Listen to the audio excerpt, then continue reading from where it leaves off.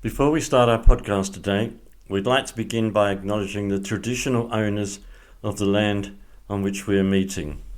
The Wurundjeri people of the Kulin Nation, and pay our respects to the elders past, present and emerging.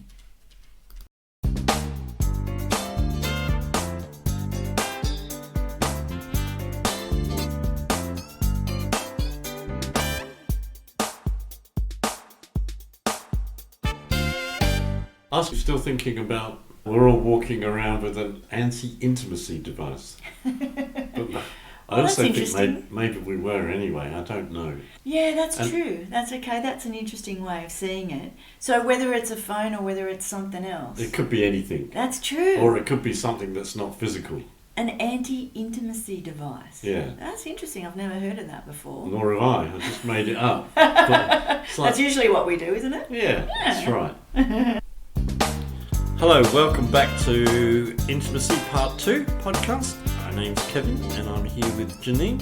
Hi, here I am. I'm Janine, and we thought this topic was such a wide one and we could probably go on with it for days, but we just thought it really deserved a part 2. So we're going to delve into that now. And you wanted to start off with something you observed that you wrote about. Yes, that's right. So around the time smartphones came out, I ordered an Indian takeaway one evening, early evening, and went to pick it up on a lovely restaurant down the road. And I walked in and the place was empty and my takeaway wasn't ready. So I sat down and I noticed that there was a couple sitting in the bay window, and it was a really beautiful setting. You know, they're looking out over the bay and yeah, very romantic. But they both had smartphones and they had them down below the table and they were looking down into the phones. And whilst I was there, 15 minutes or so, that's what they did. Intimacy? I don't think so. What do you think? Isn't that the way that you can often see that now, is that couples or friends that are out and about, they're with their phones more than they are with the relationship. So the relationship is predominantly with the phone. You're not happy with that, Kevin? No, that's just yuck. I know. I say that knowing that I'm one of those. It's like, I better not go off on this tangent, but I want to blame something external. So Apple, you're absolutely terrible, forcing us to use these mobile phones. But of course, nobody's forcing us to use them. We've just fallen into this thing. What did we do before there were mobile phones? There would have been something else. Like we smoked cigarettes or we did something else. It's just, Well, I didn't do the cigarette thing. Well, there would have been something. But there would have been something that people can do. The mobile phones, I can remember in the city in Melbourne, I've got a story about mobile phones actually. I was walking along when they were just before mobile phones had come out. You remember when they were bricks? So those hadn't appeared, and I'm walking down the road and the guy in front of me is carrying like an aluminium briefcase, which is an engineer's case I found later on, and his case started to ring really loudly in the middle of the city. He put it down on the floor, opened it up and pulled out a phone, and it was the first time I'd seen a mobile phone, but it wasn't really that mobile. But anyway, yeah, and it's always been, like seeing people standing around in the strangest positions. These days, not even with a phone in their hand, they're just talking. They've got something plugged into their head and they're just talking. I guess what we could do in this topic, we could go off on tangents. Yeah, I'm trying not to, and but I did. And we could talk about how mobile phones have taken over, and we can talk about how COVID bred our dependence on them because we needed to register wherever we were going and we needed to check in with our phones, and how now they're dinging away, just letting us know that they're there. So there's this other relationship we need to look after, all that sort of stuff. We could go there. But I guess for the purposes of this conversation, why it feels relevant is that it's the thing that can get in the way. And it's the thing that can sabotage a good communication. Intimacy communication is anti everything to do with people. Yeah. So, yeah. It's actually, it is, yeah. It's anti to do with myself even. So even if I'm doing that on my own, Yeah. you know, like, I want to make a phone call, I want to make a phone call, that's good. You know, but walking down the road staring at my phone, no, it's not necessary. So I'm missing everything. Yeah. And if you're talking about in relationship, what happens is it becomes this diversion where you're not actually really here. If you're picking up your phone and you're with your phone, you're not actually here with me. Interestingly enough, a friend of mine was showing their lovely garden to some people, and I'm reminded of this story. They were showing them the property and I went with them and we were looking at the garden. And when we came back and we had some morning tea, which was beautiful, and the friends left, my friend and I were discussing this couple that had come and visited, and I said to the friend, they actually didn't look at the garden, did they? They went around the garden, but they didn't look at the garden. They were talking about their garden. They were talking about what was happening in life, and they walked round with my friend at the garden, but they didn't look at it. So they weren't present. They weren't present. They were elsewhere. In that way, it wasn't an intimate meeting with these people. I know that if I have those kinds of meetings with people, I don't know whether I feel quite connected with them, and I feel a bit wanting after that, and I feel a bit disconnected from myself because I'm just really, like, were these friends really here? Were they with me, or they were with themselves talking about their own life? And I just think that can be quite confusing. Not to blame these people, but just to understand that sometimes, despite our efforts and our diligent efforts to be close to someone, that's not always possible for some. So you let them off the hook?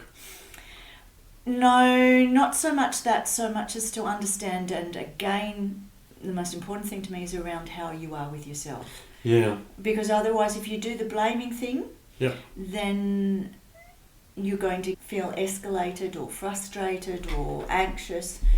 And if you offer yourself understanding around why that happens, and certainly sometimes you can challenge that in the moment, and if people don't respond, there's not much you can do about it, and that's okay. But what you can do with yourself is really around, I'm not responsible for this, that I can only do my best to stay close, and if someone chooses not to, there's not much you can do about it. Yeah.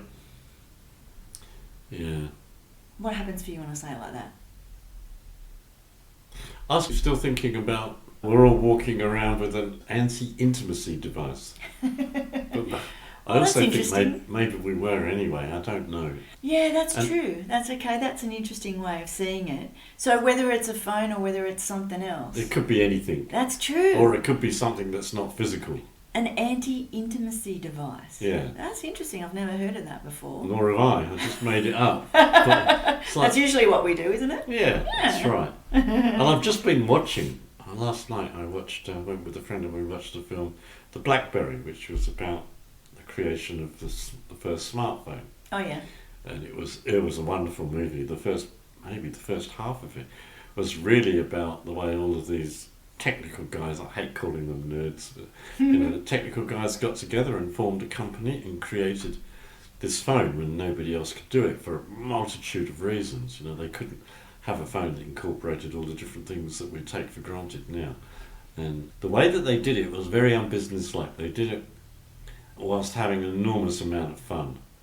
They just worked long hours some days, didn't work at all the next day, and got it done. They did get it done. It reminded me of in the 70s and 80s designing games. It was like that, it was just like nobody knew how to do what we wanted to do, so we took the responsibility of finding out about everything. Nobody knew how certain chips worked inside the machines we had. The manufacturers didn't know. They had contractors design them, and then they just built them, and the contractors went off elsewhere, and it was a world of fun, and do you think that we've lost how to have fun?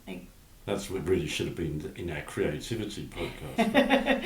Yeah, what this movie was saying was a number of things. It was a comment about the sorts of things. I think for me the strongest comment was that we're not valuing creativity individuals and groups. What this is making me think about is that often in a close relationship that we can lose the fun in relationship, and I think that that's part of the intimacy. And I think I've said this to you before, Kevin. I think that often the depth of the relationship can equal the height of it, so that if we have a deep, close relationship where I can share much of myself, then I will laugh hard with you and strongly, and we'll have the most amount of fun because I'm more myself. So that person gets the fullness of me, and I think that's often can be true of good relationships. When you're able to share the depth, you're often able to laugh hard and heartily and all those wonderful things. And I think a good, intimate, close, safe relationship has all those aspects. Yeah.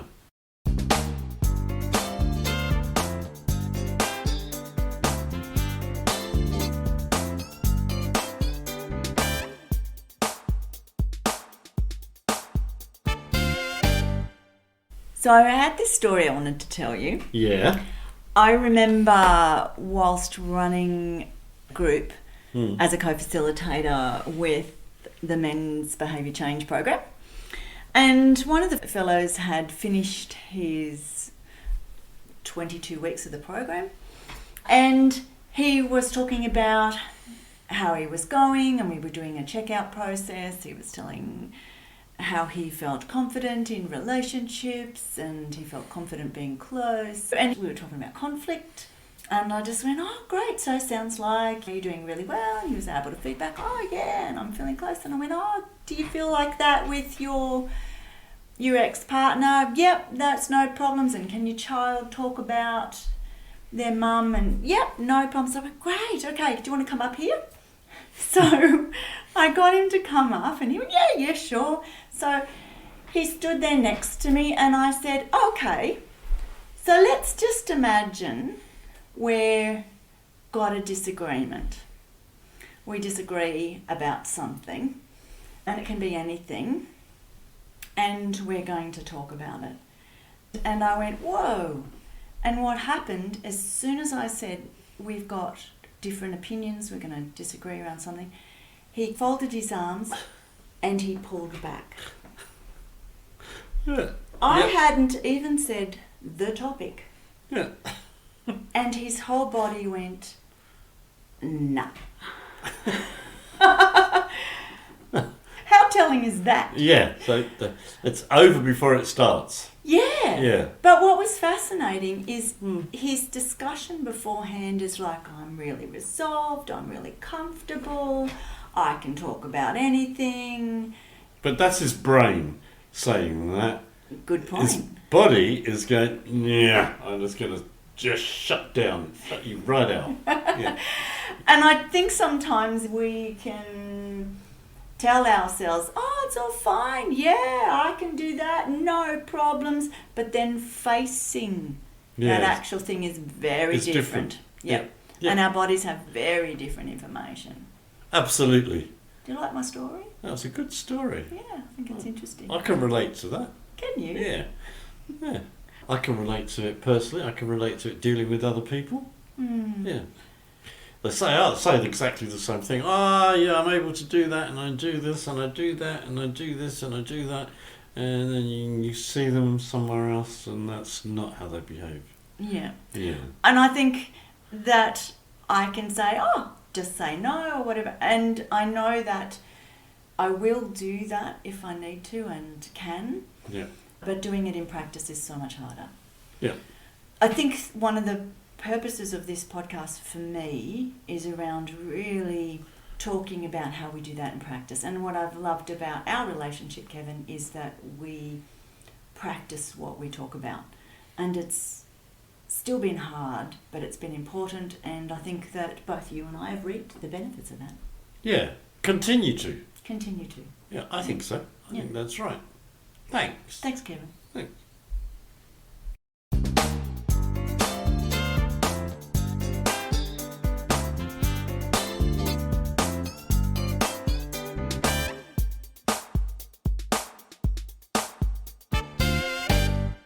The other part of intimacy I think that is really worth talking about is that when people are not close to you. And what I mean by that is when there's spaces that you don't know what for. How do you mean? Well, if I'm not available to you, Yeah. or I said I'd call and I didn't, Oh, okay. what you do with it, or what I do with it. I'll give you an example. Yep. So, in Melbourne here, we had lots of lockdowns. We sure did. Yeah, and so Greg had come home from a trip overseas and needed to be separate from the family, and we're fortunate and our home's got sort of two separate areas, so he could be in one part of the house and our daughter and myself could be in the other part. So we had a couple of periods where it was around 2 weeks where we would need to be apart from each other and see each other but not intermingle because there was the risk of COVID, and this is what was a requirement of his workplace as well as the government requirements. So I remember one particular night that Greg didn't say goodnight. And we'd gotten into this lovely routine where we say goodnight to one another, and it'd usually be over FaceTime or one of those technologies. And I didn't hear from him. And I didn't want to ring him up because I thought, oh, maybe he's gone asleep. But I remember feeling really angry. Really angry. What's happened? He's forgotten about me. I don't matter. I'm sick of this. He doesn't care. Selfish, rotten so-and-so. As you do, or as I did, let's put it that way. And then I started to stop and looking at what's underneath that, knowing that anger is a secondary emotion, just really looking and really feeling abandoned, really feeling rejected at that moment, which can happen. And I'd had this space. What I filled it up was criticism of him. Yeah. And perhaps criticism of myself. I'm not good enough. But what I did with it in the morning was I saw him in the morning and I went, hi, and he went, hello, and he had this sweet little face, really keen to see me. And so I said to him, I was really angry with you last night. And he went, oh, why? And I just went, oh, you didn't say goodnight, and I really missed you. And it was this really lovely moment when I addressed what was underneath. And I'm fortunate because I feel like I can do that. But I think that often when there's space, we can stay stuck in obsessing around picking on self or picking on the other around the distance. Does that make sense? Yeah, because I would normally do, okay, so what have I done wrong? What is it about me? I just suddenly decided what was our last conversation? I don't remember doing anything wrong. I want to pick up the phone and ask them, I can't do that. And it just goes on and on and on. So, yeah. Usually the outcome is something entirely different, nothing to do with me. Yeah. But yeah. And the reality was, Greg fell asleep. Yeah, okay, yeah. There's going to be all different things why people can't pick up the phone, can't connect with you. So intimacy becomes this relationship that you have with yourself. It really gives insight as to how are you with yourself. And therefore, that changes how you are in relationship. Because if I pick on me, if I'm not nice to me, here's this thing again, and I'm with you in relationship, how's that going to manifest? You'll be angry. Well, yeah. Yes. Well, yeah. What's the matter with you today? That kind of thing. As opposed to, just, hello, what happened yesterday? Yeah. Which I've learnt to say, and I've also learnt to go, well, this probably isn't about me, so what's going on with me? Yeah. So it gets to ask the question, what's going on with me? And then also what might be going on with the other person. Yeah. So it does a gently checkling rather than a pushing, demanding kind of thing. And there's that bullying thing that can happen in relationships. And, you know, with friends, let them be. If they don't want to answer, then that's fine. Okay. Just Yeah. let them be. But it's not sustainable because the other person won't join in. Yeah. Or they join in erratically, and I can't see any reason why they would do that. Therefore, there's no real friendship, no intimacy. The closeness it's not there, and it's incredibly frustrating. It's Okay. like 1 minute when you're talking to them and everything's okay, and you arrange things, and then they just vanish out of your life. Okay, so there's that disappearing thing. Yeah. But again, what I would say is around that is the only thing that I can control is me.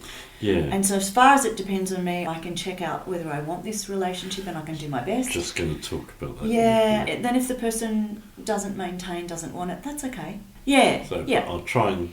And not all relationships are going to work, and that's okay too. Yeah, so it's a really, really hard but important lesson to learn, to let people come and go. Yeah. Because sometimes that's what they need to do. Yeah. Yeah. Yeah.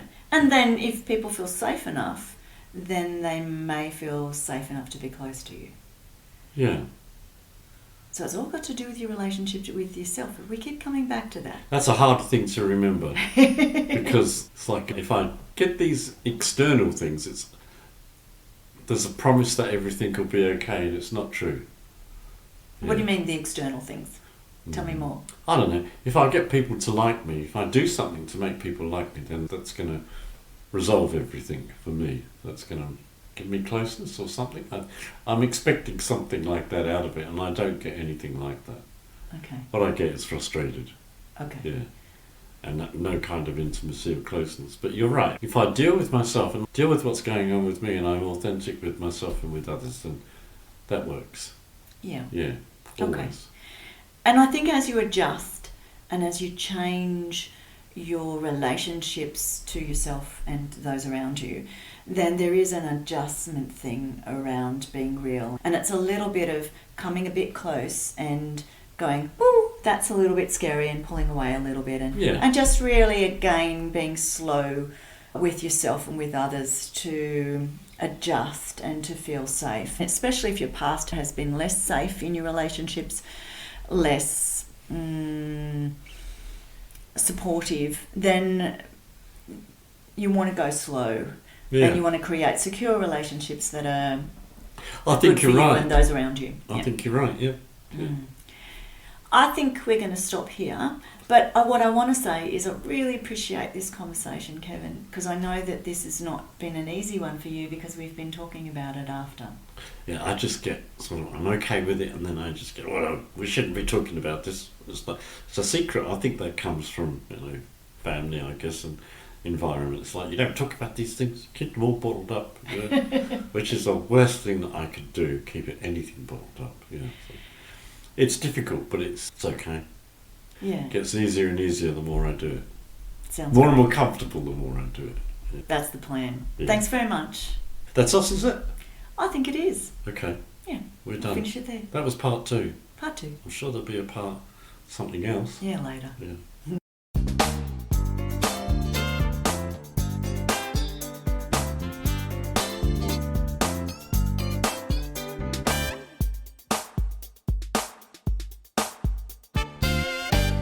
So this is an add-on. Yeah.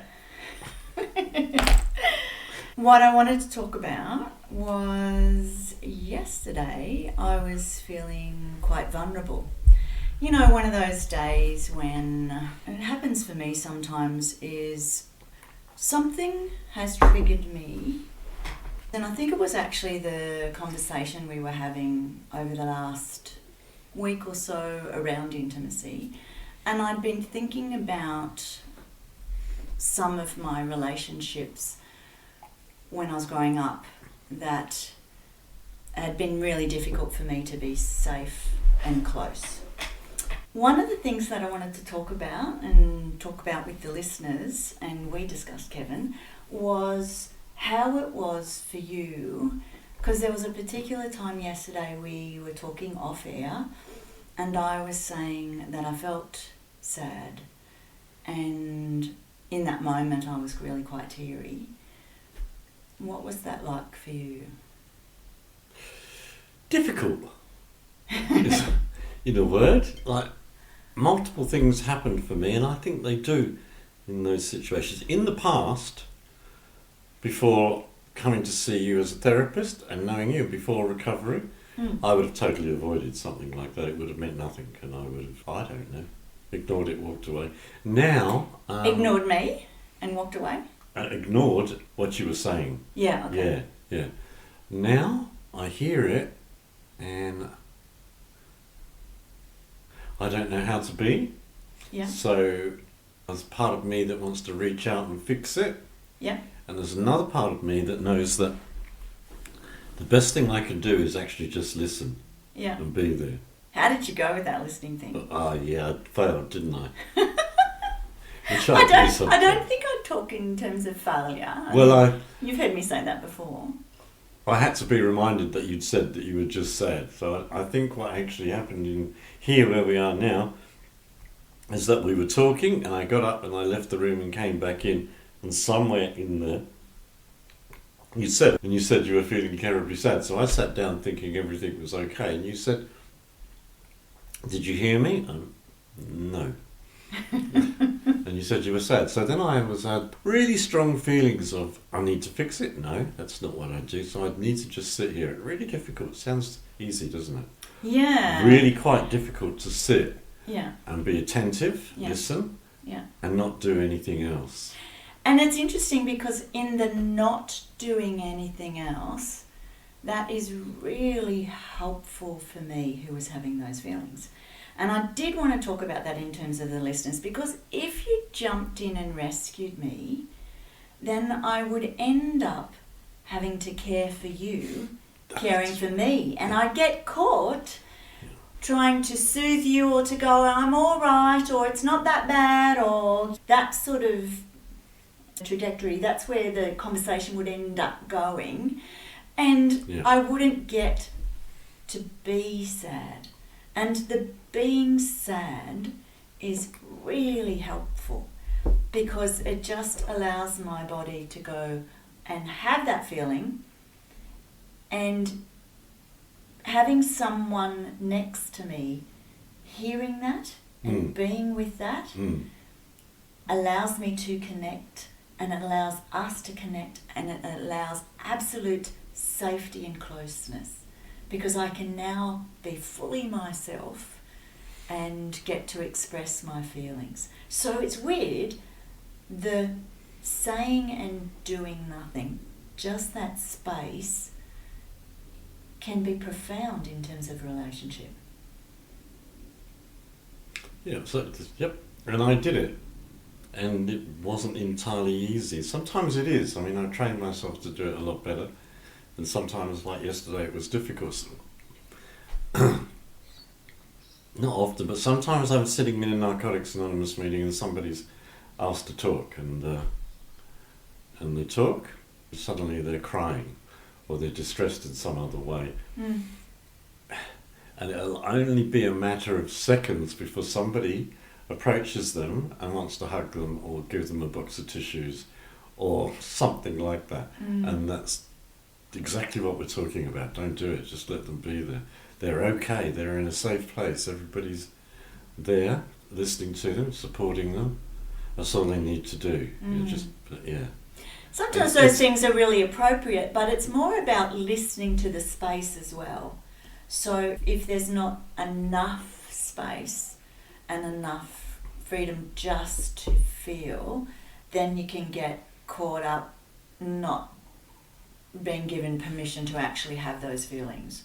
Exactly. So, what I observe, what I see, is that somebody has got the courage in that group, whether it's a small group or a larger group, to actually say what's going on and let their feelings out. For instance, they're crying, and the interruption, however that happens, takes away, as you just said, permission for them to do that. In the most subtle of ways. It looks like it's a really good thing to do, and it's not. And when I approach people and say, hey, that was really good what you did, but maybe hold on to the tissues until after, and let them, they get quite defensive. I think it's a hard thing to do. It's like you experienced yesterday. It's that really hard thing to do. And I think the next podcast we're going to talk about changing patterns, which is, again, which I often talk about, is very difficult. Yeah. I guess the thing I wanted to talk about is having the feelings, and I'm going to do this cheeky thing Yeah. in terms of if it's a struggle for you to sit with my feelings of sadness, and I'm going to say that it has taken me years to give myself permission to feel sad and be teary and cry, and oh my goodness, the tears keep coming sometimes, and they're wonderful and liberating and healing, and they allow me to grieve. And if I'm allowed to grieve, then I can absolutely be so grateful for all the cool and wonderful things that I get to do and that I appreciate in life. But the thing I wanted to say to you, if you struggle with my feelings of sadness and the tears, how are you with yours? Much better. Not Than perfect. mine? Sorry? You're much better at sitting with... No, much better than I used to be. Okay. But not perfect. You know? Oh God, don't worry about perfect. My default reaction is to... You're aware of one of the books that I'm reading, which talks about move into what you're doing, move into what you're feeling in particular. So the opposite for me is had been my default reaction, which is to, I'm not feeling good, or I'm feeling sad, or so, how do I make myself feel good? So it avoids that. It's avoidance. Those It always reminds me of addiction. Okay. It's just like, I don't feel good. How do I make myself feel good? Yeah. Yeah, so there's that. So, and no, I don't go and take drugs. I don't even think about that. But what I will do, or what I have been doing in the past, is some of it's not so bad now that I think of it, but it still takes me away. So I'll do something physical, Yeah, okay. and that changes how I'm feeling. Yeah. Whereas that's not what we're talking about. We're actually talking about staying with it. So I'm Yeah, practicing yeah, that yeah. more, and I find it about as uncomfortable as I found it with you. So yeah, that's where I'm at. you know. Yeah. I'm right in the middle of all of that. Because I have this thing But around... I see the value, which is what you said. Yeah. Yeah. So I have this thing around, if it's happening internally, then it's happening externally. So if I am unable to sit with my feelings of sadness or distress or trauma or whatever's happening for me, then I'm more likely to struggle with sitting with yours. It's a parallel process. And I'm also going to say this other thing. I often course. hear people talking about negative emotions. They're not good for you. Well, They're all garbage. good. I don't believe that anymore. That's just garbage. I don't believe in negative emotions. we give it a good or a bad, a tick or a cross. It's That's right. not so. No, they're Yeah. all valuable emotions, Yeah. because if I'm allowed to feel sadness, distress, hurt, pain, then I'm able to recognise that, I need to set a boundary there, or pull away, or I need to do something else to look after myself. Oh, that was a hurtful situation, so now I need to do something to look after myself. So it's the listening to them that's the most crucial thing. And then for responding out of that.